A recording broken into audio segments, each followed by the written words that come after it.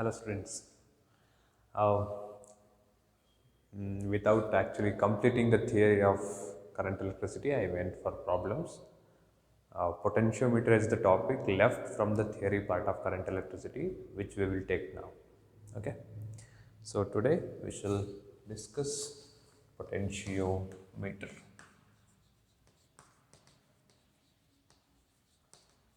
Right. See, so far whatever we have discussed includes measuring devices of current electricity, of elect related to current and voltage, right? Yes, we have not discussed in detail about the about those measuring devices, but we I have just given the clue about what device measures which factor. And ammeter is the device used to measure current in the circuit. Okay, and galvanometer is the device uh, used to know the presence of current in the circuit. Okay, it is difficult to measure the current using galvanometer, but the direction of current and the presence of current can be measured or can be known using galvanometer. And voltmeter is the device used to measure voltage across two terminals. I've been telling you that voltage is taken across the terminals of a wire or of any component, isn't it? Across the ends of a resistor, across the ends of a cell, or across the ends of a wire. I've been telling you like that. Then how do we measure that voltage across the ends? We connect that to we connect those two terminals to a voltmeter and we measure it. Yeah, we have not discussed in detail about those components or those measuring devices, ammeter, voltmeter and galvanometer and all, and we will discuss them once we come to the EMI chapter, electromagnetic induction chapter, because it needs understanding of uh, how the electricity, how the current produces magnetic field, and how two different magnets interact with each other, or how a magnet interact or work in the presence of external magnetic field. It requires the understanding of all of them. So we will discuss it in that chapter, EMI, electromagnetic induction. But now we have one more device apart from voltmeter which can measure voltage or potential difference or potential drop across the terminals of a component and even the EMF of a cell. Okay, as the name itself says, look at this. This name has two parts, right? Potentiometer. Potentio is nothing but potential or voltage, right? So it's a device which can measure EMF of the cell and potential difference across the terminals of a component. Okay, that's it. See, when you want to measure voltage or potential difference across the terminals, obviously we need a device, right? To measure them, now we have two devices actually, the voltage to measure the voltage, and voltage itself is called potential drop or potential difference in particular. So that device, those devices are, one is voltmeter, the other is potentiometer. Voltmeter will be discussed in EMI chapter. Now we shall discuss potentiometer. Okay. So potentiometer is a device which is used to measure EMF of a cell and the potential difference across the terminals of a component. Okay. It can measure both EMF of a cell and the voltage or potential difference across the terminals. Clear? Right. So now the question that comes is, how does this potentiometer is designed and how will this work? Right. It's a simple setup that we have when it comes to potentiometer. We will be having a wire with certain resistance in it. Okay, we will choose a wire of certain length, okay, total length which we don't know, uh, and is connected to a battery with an external resistor. Okay, this external resistor is used to avoid the current or huge current in the circuit. That's it. It has no mathematical influence on the in the circuit. So that's it. This is a potentiometer. Okay. Now, what is happening here? Okay, these 2 points are very important for us. Here is where the length of the wire starts. We are concerned about this part of the wire, and this part of the wire, what we choose, will have negligible resistance, and we will not worry about it. Even if it has resistance, we don't need to bother about it. Okay, this is point A, and this shall be named as point B. Okay, so now this is the construction part, and yeah, along with this we will also have a galvanometer connected with a jockey which can slide over the wire and can be stopped anywhere at any point that we need. Okay, so this is the construction part. A cell, okay, or a battery of considerably good EMF connected to a wire, a simple wire, okay, of uniform cross section. That is very important. Okay, the cross section shouldn't vary from here to here, and then this is external resistance to control the current in the circuit, so that huge current doesn't flow. We make use of this resistor. Okay, and here from this point A, we will have a galvanometer, and this galvanometer, the other end of the galvanometer will have a jockey at the other end. Now,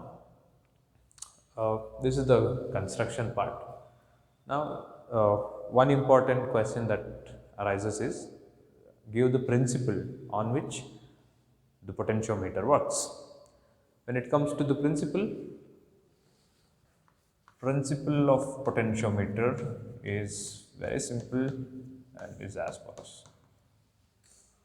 The potential drop on the wire chosen, okay, potential drop on the wire chosen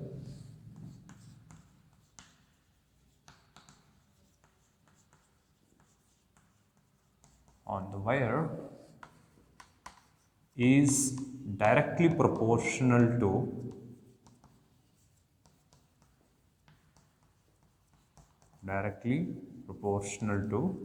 the length of the wire.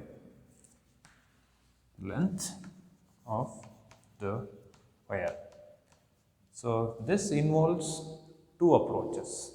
Okay, the first approach, let us go with the conceptual approach. Okay, now let me consider this battery has the EMF of 10 volt. Okay, so if the EMF of the battery, and let me assume it has negligible internal resistance. Okay, so this can provide 10 volt of EMF to the circuit. Now, I can take this end of the battery as having 5 volt of potential, this terminal, and this terminal of the battery having minus 5 volt of potential. Not potential difference, potential. Okay. Now, because this is dependent, we can choose it, nothing to worry about it. See, now finally what we need is, we need the potential difference of 10 volt, right? Because we choose that the battery has 10 volt of EMF. So I assume that the positive terminal has 5 volt potential and the negative terminal has minus 5 volt potential, and hence the potential difference or EMF becomes 10 volt, 5 minus of minus 5. Even you can take this terminal as 10 volt potential one and this terminal as 0. Okay, even then the potential difference is 10 volt itself. These values you can choose. Okay, but now the point that I want to prove is, let me assume this part of the wire does not have any resistance or very less resistance. See, so that, or else I can make use of a strip, right? Do you remember the meter bridge? In meter bridge, we made use of a strip, right? L-shaped one, metal strip. So obviously, since the area of cross section is too large, this will not offer any resistance or huge resistance, very less resistance. So when this point has 5 volt of potential, even the point A is also expected to have 5 volt of potential, right? Similarly, coming to the left part, I can also place a strip here, right? And this terminal has the EMF of has the potential of minus 5 volt. And let me assume I apply no resistance here, okay? Zero resistance I apply, external one, okay? And these are all the factors which I can decide, okay? The main concept is now what we will discuss, okay? So this minus 5 volt itself shall be chosen as the voltage at point B, not the voltage, potential at point B, okay. So now point A has 5 volt potential, point B has minus 5 volt potential. The wire chosen here will have considerably better resistance compared to this metal strips and regular copper wire, okay. So this wire is chosen in such a way that it has considerably good resistance, so that now there is a potential difference across the ends of the wire, which is 10 volt. Here the potential is 5 volt and here the potential is minus 5 volt. Now think carefully, what should be the potential? What should be the potential exactly at the center of the wire? What it should be? See, 5 volt and there it is minus 5 volt. It is not something like the potential is 5 volt, 5 volt, 5 volt, 5 volt, 5 volt, suddenly it becomes minus 5 volt, right? See, this wire has its own resistance, you know that, right? And this acts as a series of resistors connected. The single wire here can act like series of resistors connected.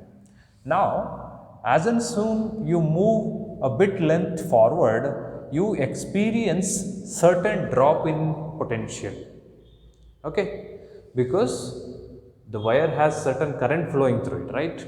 When the current flow from one part of the wire to the other part of the wire, obviously there must be potential drop. So I choose this point and this point, the center, there must be potential difference because there is flow of current from this point to this point.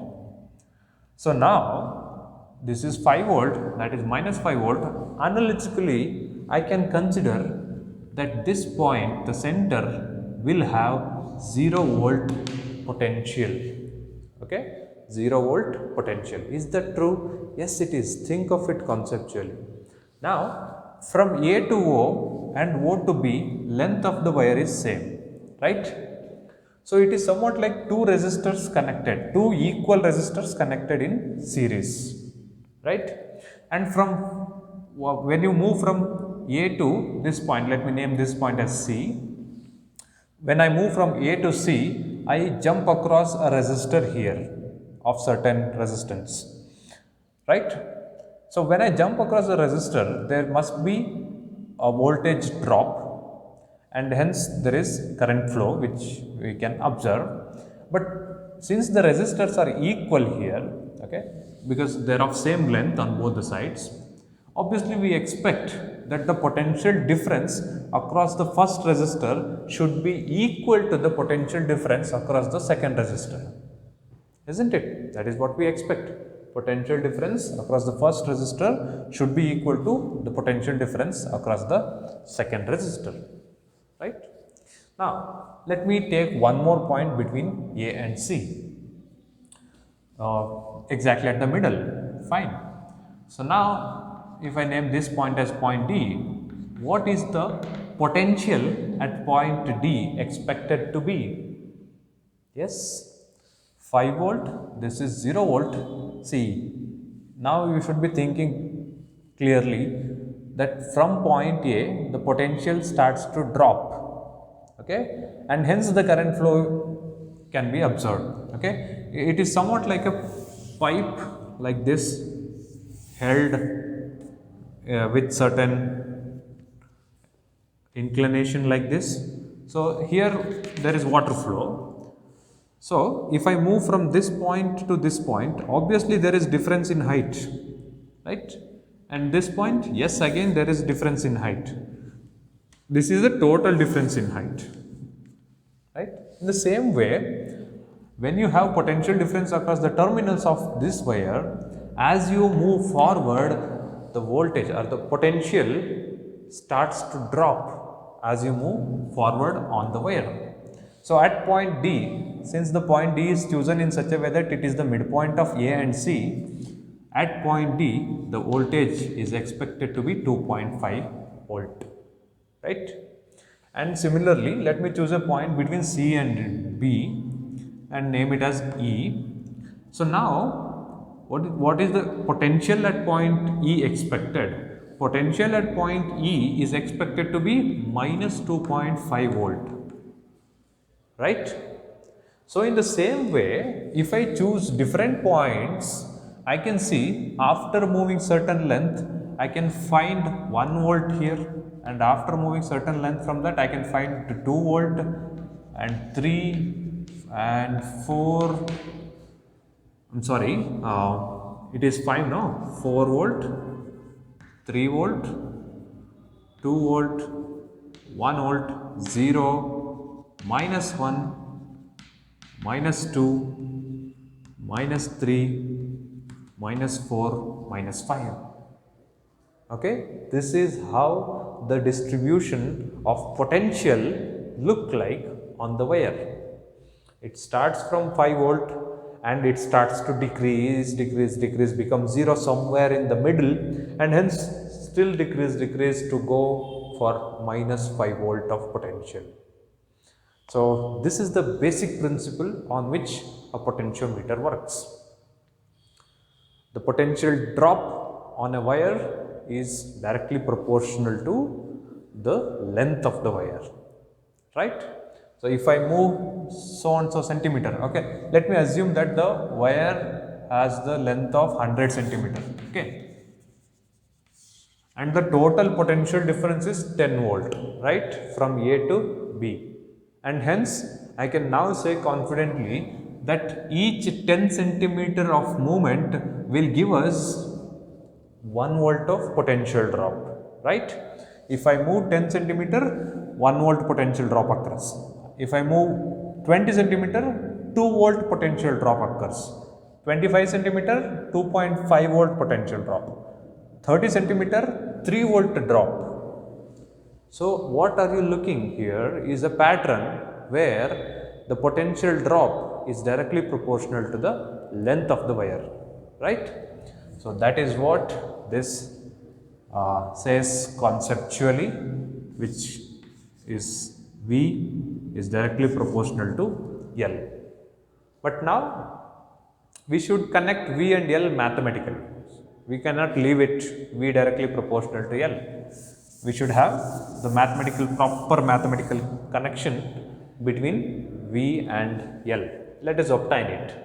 So applying Ohm's law between A and B, okay, applying Ohm's law between A and B, what I get is the total potential difference, okay, between A and B shall be, okay, not necessarily between A and B, I can take any 2 points like A and D, A and C, A and E, any points, but what I get is potential drop or potential difference, okay, potential drop and potential difference are one and the same, nothing to worry about it, okay.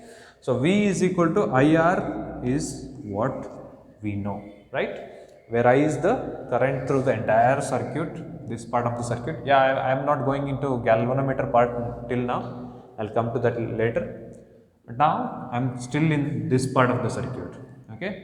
So I is the current through the entire circuit, R is the resistance of a part of the wire chosen where V is the potential difference for that part of the wire, for the same part of the wire chosen. For example, if I choose from A to D, okay, from A to D, V will be, okay, V will be 2.5 volt, right? Potential difference is 2.5 volt because at A it is 5 volt, at D it is 2.5 volt. So the difference is 2.5 volt. Following?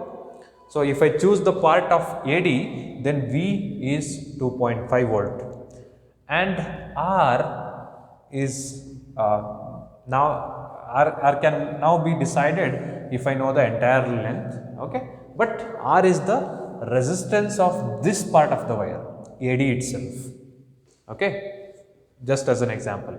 And if I choose the part AC, okay, if I choose from here to here, then the potential difference V will be 5 volt and R is the resistance of this much of wire, okay, length AC. So it can be applied to any part of the wire. This is the general form. Clear? Okay. So what we have is V is equal to IR. Current is a constant throughout the circuit, which can be measured. But what is R equal to? R is equal to rho L by A, right? Resistance R is equal to resistivity into length by A. Now, yeah, once again here directly proportional length of the wire of uniform cross section, right? Uniform cross section. What is uniform cross section? Cross sectioned wire, which means the thickness of the wire should be same, right? Here you shouldn't have thinner wire here and thicker wire here. No, that doesn't work here. You must have a uniform wire of same thickness from point A to B. That's it. Okay, that is what is uniform cross section wire. So from the data and the principle, A is constant for the wire. We are not changing area of cross section. Rho is also a constant. What is rho? Resistivity. Resistivity is constant for the material of the wire chosen. From A to B, it is the same material of material chosen for the wire. So rho is also a constant, and I is also a constant. I is the current flowing through the circuit, and which is fixed as and when we fix the battery EMF of the battery and the external resistance applied. I is decided in the beginning of the experiment itself. So these three factors I, L and A are constants. Okay. See, don't get confused. Here I is constant because the part of the wire that we are choosing is independent, or the part of the wire that we are choosing doesn't decide the current, because current will be flowing through the wire continuously. What we are doing is we are just making up a scale of certain length which will give us certain potential difference or potential drop. Okay, we are not connecting B, or we are not shorting B here, we are not bringing B here. The whole circuit will stay as it is. Okay, so the current through the entire circuit will be constant once you decide the EMF of the battery chosen here and the resistance applied, and hence we will not change them. As long as we don't change them, the current through the entire circuit will be constant. Clear? Okay. So now what we have here is V is equal to, we now have a bunch of constant terms I, L and A, I, rho and A together, and length is the only factor that changes for different potential drops, right? V is the potential drop, I is the current through the entire circuit, rho is the constant, A is the area of cross section, L is the length, and I is the current through all parts chosen. So nothing to worry. So this is a constant which shall be named, and hence we have derived the mathematical relation between V and L. So now This part, the constant part is named as phi, kept as phi, which is named as potential gradient. Okay, potential gradient of potentiometer, of given potentiometer. Okay, so this is the mathematical connection between voltage and length. So what is the advantage of this? See, if we know the length, okay, and phi shall be calculated in the beginning itself. What does phi? Phi equal to I rho by A. Current through that shall be calculated. How do you calculate the current? You have the battery, EMF of the battery will be given. External resistance is R. It's not simply R plus the resistance of entire length of the wire. Okay, that should also be chosen because they are somewhat like two resistors in parallel. So R and R dash I can call the resistance of the entire wire, and internal resistance of the battery will also be given, isn't it? We have done plenty of calculations for problems on this. So it's the total external resistance is R plus R dash following. I is equal to E by R plus R dash is the external, right? Or I can say this as R1 and this resistance of the entire length of the wire as R2, and hence the total external resistance is R1 plus R2. So you put that into the formula phi is equal to E by R plus R, you will get the total current in the circuit, isn't it? Easy. So I is easy to find and we can find it. So I can be obtained. Rho, resistivity of the material of the wire chosen here, which is standard value and can be obtained. If the wire is made up of iron, then resistivity of iron we will choose. If the wire is made up of copper, we will choose the resistivity of copper. If the wire is made up of some other metal or alloy, then we will take the resistivity of that particular material. So standard one. Area of cross section, we can measure area of cross section. You have done it in your first PU, right? You have measured the thickness using screw gauge and you will get the radius. Then you put that into pi r square, you will get the area of cross section. So I rho by A is easy to measure. It can be measured and hence you will have phi with you. Okay, phi is a ready factor. Now, if you move certain length from A to, if you start moving certain length, see, this myself chose that at this point the potential can be considered as 5 volt and at this point the potential shall be considered as minus 5 volt. But that is not mandatory, right? The potentials might be something else at point A and point B, we don't know that. So in that kind of situations, if I move 10 centimeter from point A, so that decides L. L is equal to 0.1 meter. And phi, we will keep it in the beginning itself after calculations. So you can easily get the potential drop, right? You have phi with you and you have L with you, you can get the potential drop. So that is the advantage of this potential gradient, so that once you have the length of the wire that you move forward, you can get the potential drop correspondingly for any length of the wire that you move forward. Okay, yes, potential drop or potential difference can be calculated. Again, potential is not a fixed value, or you can't say this point has this much of potential itself. It's always potential difference measured. So if you want to have the clarity about that, it's about reference. Okay, let me choose the potential difference of height itself. So I say this point is 2 meters from the ground, I can say so, right, from the ground. But for a person standing in, I am actually in the ground floor. If you have a person standing in the cellar, okay, he says, no, this point is at 5 meters from the ground for him, one who is standing in the cellar, right? Since I am in the ground floor, I say no, this is only 2 meters from the ground. So potential at a point is not absolute, okay, but the potential difference between 2 points is always absolute.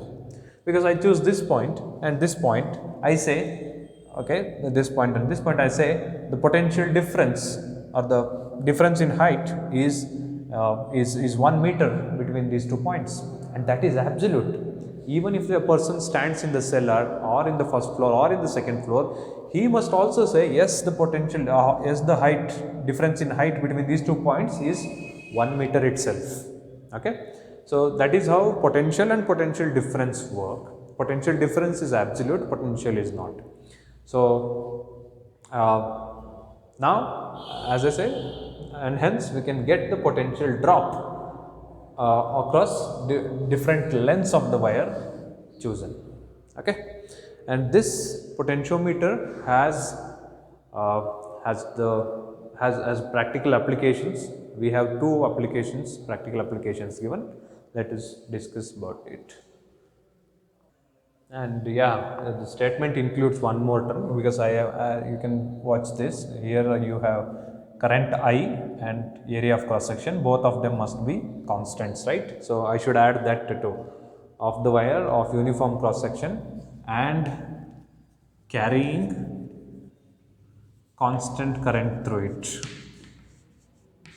Okay, carrying constant current through it. That completes the principle. Okay, potential drop on the wire is directly proportional to the length of the wire of uniform cross section and carrying constant current through it. Or else you can go to the reference. There also you have in a better format. You can memorize that. Carries the same meaning. Yeah, you can go with that. If you have a wire of uniform cross section and current carrying current which is constant, carrying constant current through it, then the potential drop is directly proportional to the length of the wire. That is the standard format one. Okay, you memorize that. That's fine. Okay, one important question that is normally asked in boards regarding this is one is potentiometer's principle and explanation, and the other is mention the applications of potentiometer. Okay, these are the important questions asked. It's just to mention they ask. Okay, one of the application is potentiometer can be used to compare the EMFs of two cells. Okay, we can compare the EMF of two cells using potentiometer. Comparing means what? You can get the ratio of those two cells. Okay, or in other words, if you know the EMF of one cell, okay, if you know the EMF of one cell, then you can get the EMF of other cell. Okay, that is what is comparing means. Or keeping it simple, you can get to know which one has higher EMF, which one has lower EMF, at least. Okay, right. So the next is using potentiometer, or potentiometer can be used to obtain the internal resistance of the cell, of a cell, any cell given. Okay, internal resistance of a cell.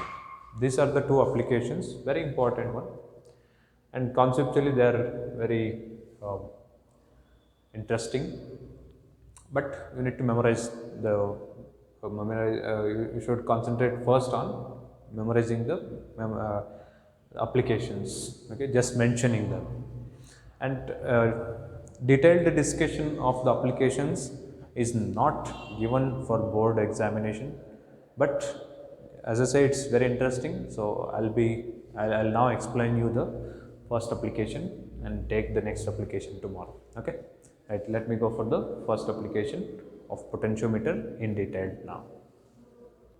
Okay, the first application is to compare the EMF of two cells given. Okay, Okay, before I go into the actual circuit, I just want to give you the glimpse of how the mechanism works in a basic level. Okay, I am not going into the actual circuit used to compare the EMF of two cells. Instead, I will be explaining you the basic mechanism of comparison or basic mechanism of potentiometer. Okay, see now what we have is a battery, right? Connected to an external resistor, variable resistor. Okay, you can vary it, and this setup is connected to a wire. This is the wire which we will be concentrating on. This point is point A, right? Now what we do is we will connect a galvanometer here. Okay, and before we connect the galvanometer, I'll put a cell here. Okay, this is a battery, or this is also a cell of comparatively higher EMF compared to this cell I am going to put now. Okay, so I'll put the cell in such a way that the current that is expected to flow into the cell will have certain direction, right? Because this is a cell, and okay, now you think this much, you will observe this much.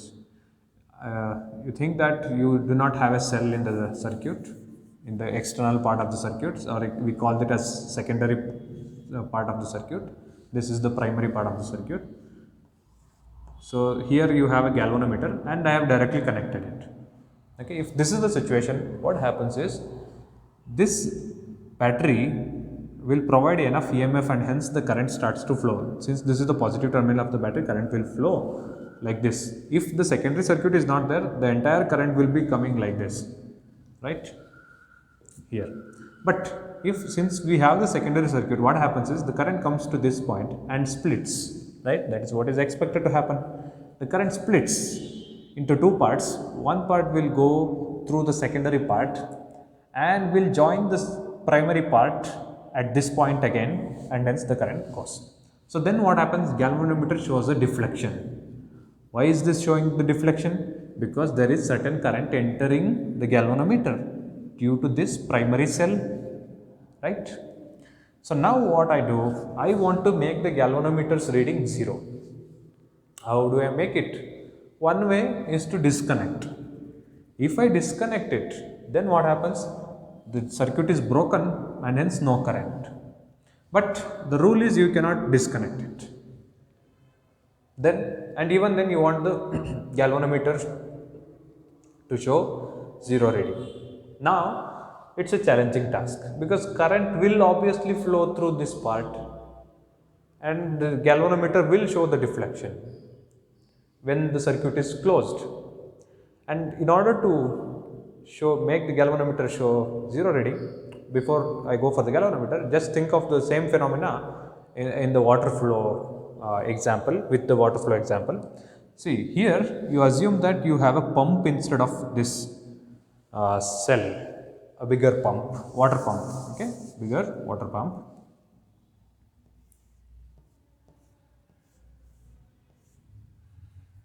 And this is the output of the water pump. Okay, this is the output and this is the input.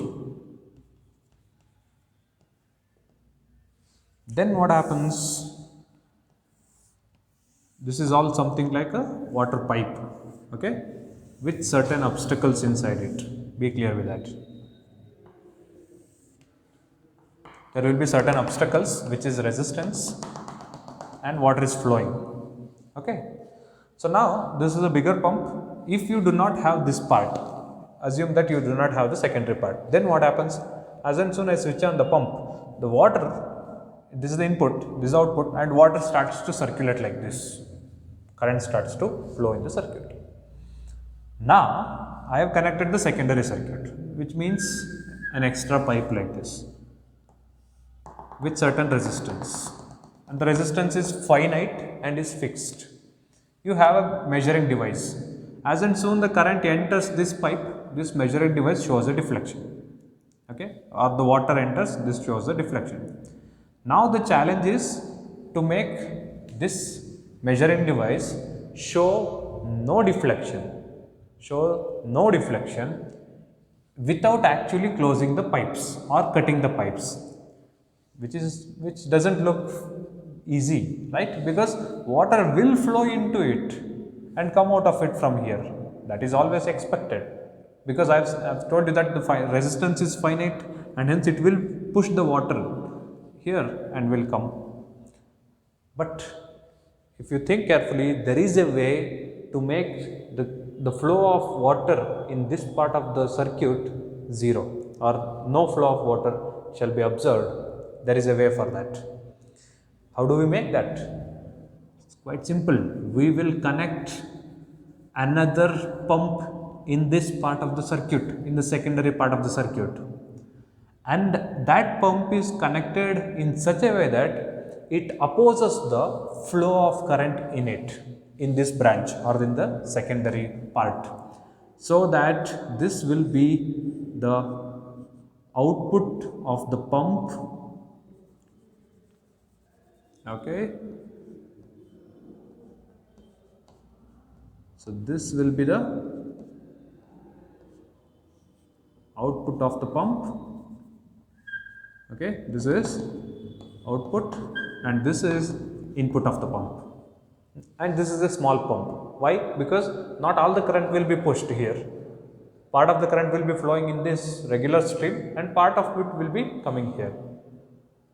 So now you think of the phenomena mechanically. So you have water pushed into the secondary circuit due to this bigger pump.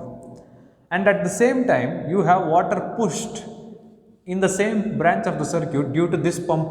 Both the pumps are working, both of them are switched on. So when this push and this push becomes equal, there will be no flow of current in this branch of the circuit. Am I making sense?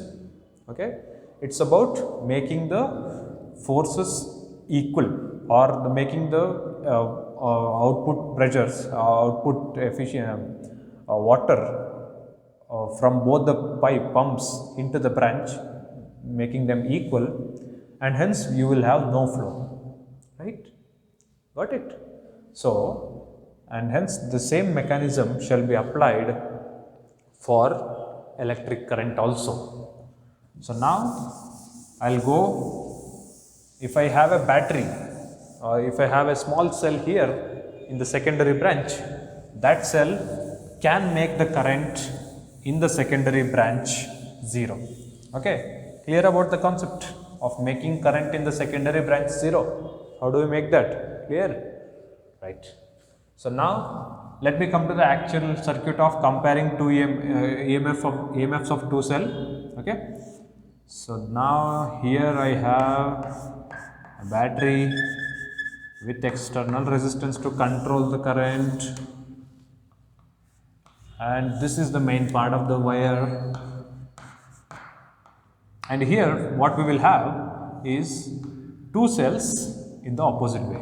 Okay, let me call this as a cell with EMF E1 and this, the other cell, as cell of EMF E2. These two cells are connected in parallel and are left with terminals, and there will be another terminal, okay, which I can call as one, the terminals as 1, 2, 3, and this terminal will have a galvanometer with a moving edge of the wire connected to which is jacky, which can slide on this wire. Clear? Understood about the construction? So now first what we do is we will connect the terminals 1 and 2. When I connect the terminals 1 and 2, when I join this, then what happens is this cell will, the circuit is now like this, it goes like this, comes like this. This will have no influence on the circuit. E2 will have no influence on the circuit. The circuit will be like this. Okay. So now what happens there is galvanometer either can show this kind of deflection or this kind of deflection in the opposite direction, but I'll keep sliding the jacky on the wire, and at certain point I can get the galvanometer show zero deflection, isn't it? Because then what has happened there? Why is it showing zero deflection then? Because the potential drop here in this part is equal to the EMF of the cell. Is it making sense? When the potential drop here becomes equal to the EMF of the cell, then the current in the galvanometer becomes zero, right? Think of it. Here what's happening? Here there is a potential difference and hence the water is flowing. The same potential difference will also be there in the upper part because they are parallel, right? They are parallel connections. And the same potential difference is also trying to make the current flow in this part of the circuit. At the same time, you are applying the EMF even in the opposite direction of the potential drop. And hence, when the potential drop across this secondary branch and the EMF of the cell becomes equal, the current in the galvanometer becomes zero. Following? Okay, then let me give you different cases. If I keep the jacky here, then what happens?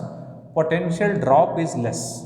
Okay, potential drop is less compared to E1. Okay, what I have assumed is at this point the galvanometer is showing zero deflection, and at this point the galvanometer will show some deflection, and which is dominant in when it is at this point.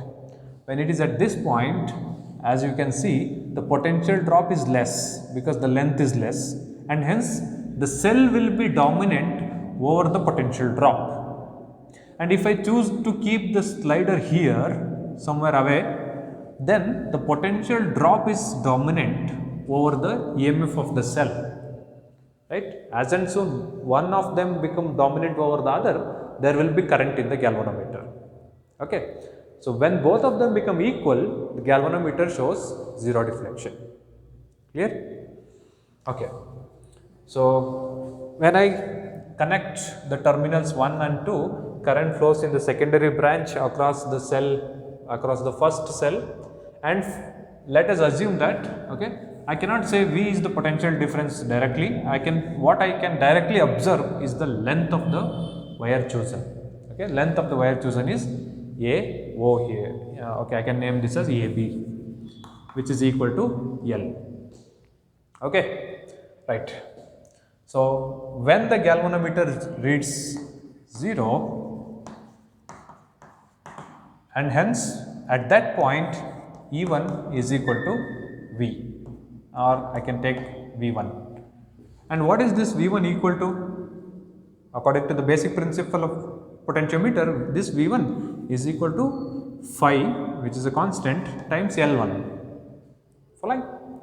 And similarly, when I connect the terminals 1 and 3, then the circuit looks somewhat like this. Here, from here to here, like this. And now it will balance at a different point, isn't it? Because the EMF is different, so it will balance at at another point, which is compared to point B, and hence what I get is E2 is equal to V2 is equal to phi L2, right?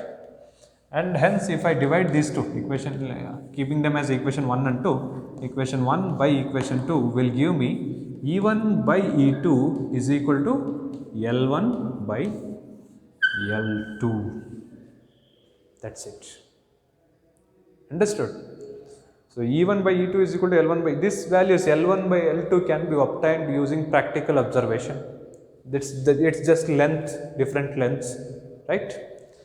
And hence you have the ratio of EMFs, or you can compare. If E1 is greater than E2, then this ratio will be more than 1, greater than 1.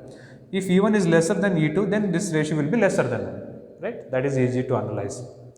So this is how we can compare the EMF of two cells using potentiometer.